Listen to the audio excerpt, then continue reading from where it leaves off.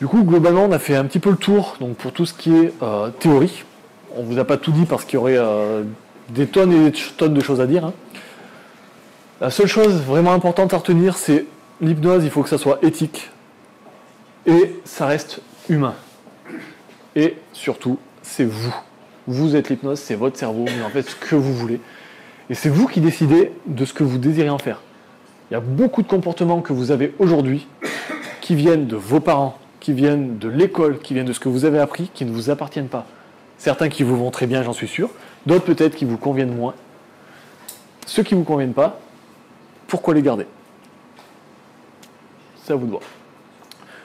Du coup, ce qu'on va vous proposer, c'est que maintenant qu'on a fait un peu le tour sur la théorie, on va proposer une petite expérience qui va être sur... du coup, ce qui est intéressant, c'est que vous puissiez chacun vivre la chose à votre manière.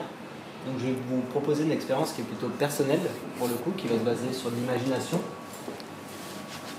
Si tout le monde est d'accord, s'il y en a qui ne souhaitent pas participer à ça, il n'y a pas de souci, vous pouvez garder les yeux ouverts et regarder les autres. Mais le principe, c'est voilà, je vais juste parler, je vais juste vous demander de suivre ma voix, de partir dans votre imagination et d'essayer de ressentir tout ce que je vais vous dire.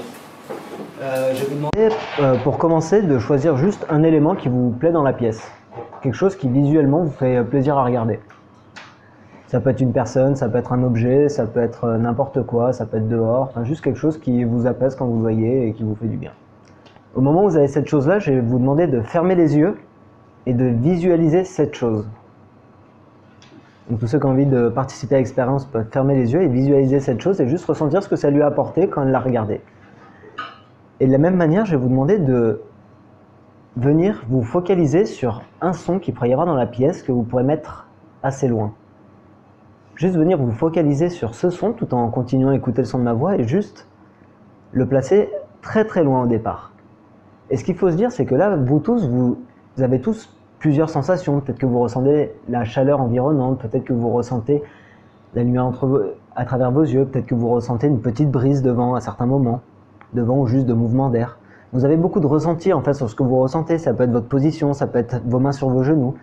Imaginez que ces sensations, on va venir les mettre à la même hauteur, aussi loin que l'est ce son.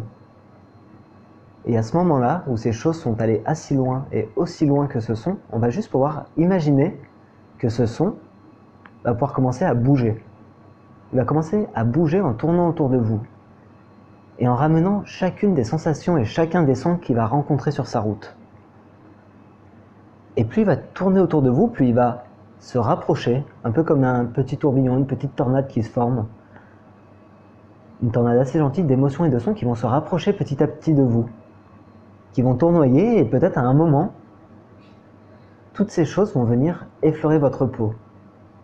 Se rapprocher assez de vous pour que vous vous autorisez justement à ce moment-là à rentrer à l'intérieur de vous et à couper un peu ces sensations, à juste profiter de ce qu'elles apportent à l'intérieur justement, toutes ces sensations, ces sons, ces images, toutes ces choses qui sont agréables.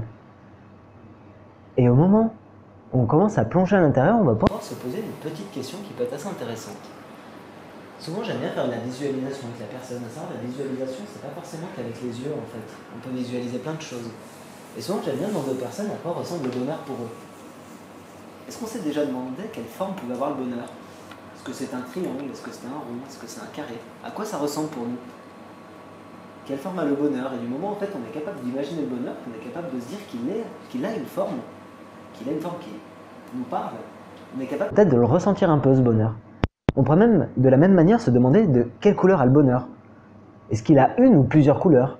Est-ce que ces couleurs, elles bougent à l'intérieur? Est-ce qu'elles sont plutôt à l'extérieur? Est-ce qu'il y en a un peu de partout? Est-ce qu'elles évoluent ces couleurs? Est-ce que les couleurs du bonheur d'hier sont les mêmes de celles du bonheur d'aujourd'hui? Est-ce que c'est le même du bonheur qu'il y aura dans 2 secondes?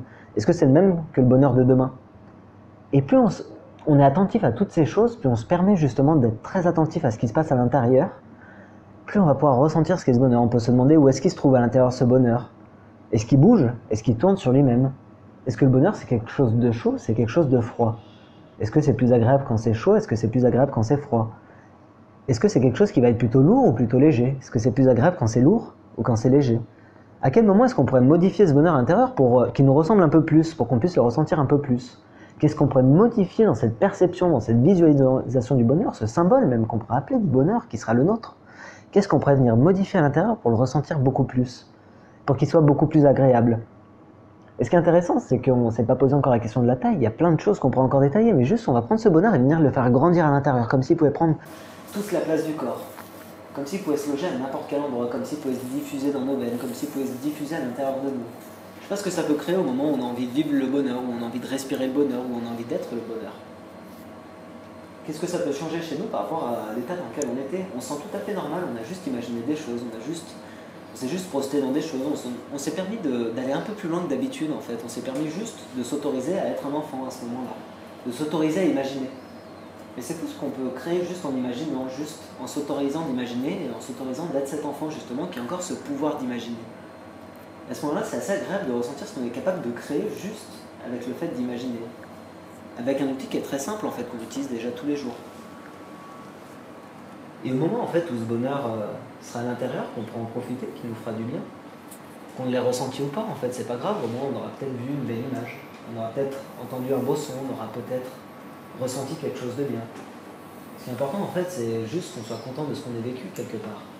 À ce moment-là, on va juste pouvoir se reconnecter à ces sons, ces sensations qui nous attendaient à l'extérieur, sur la surface du corps.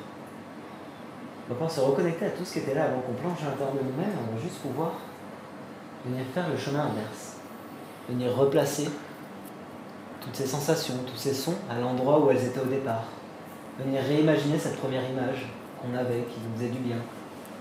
Et on va pouvoir commencer à se reconnecter à nos muscles, à nous, à notre position, au fait qu'on est assis sur cette chaise, au fait qu'on est ici, qu'on a une conférence, et qu'on vient de vivre quelque chose qui pourrait être sympa.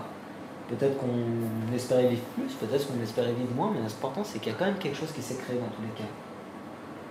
Car on ne peut pas ne pas imaginer. Et au moment justement où on sera prêt à profiter pleinement, de prendre conscience de cet événement, on aura juste à ouvrir les yeux et à se réveiller à sa manière. Revenir par ici et se reconnecter au monde. Se reconnecter à toutes ces choses qui nous entourent, à toutes les personnes. Oui, il y en a certains qui vont se regarder bizarrement à droite à gauche, où est-ce que j'étais.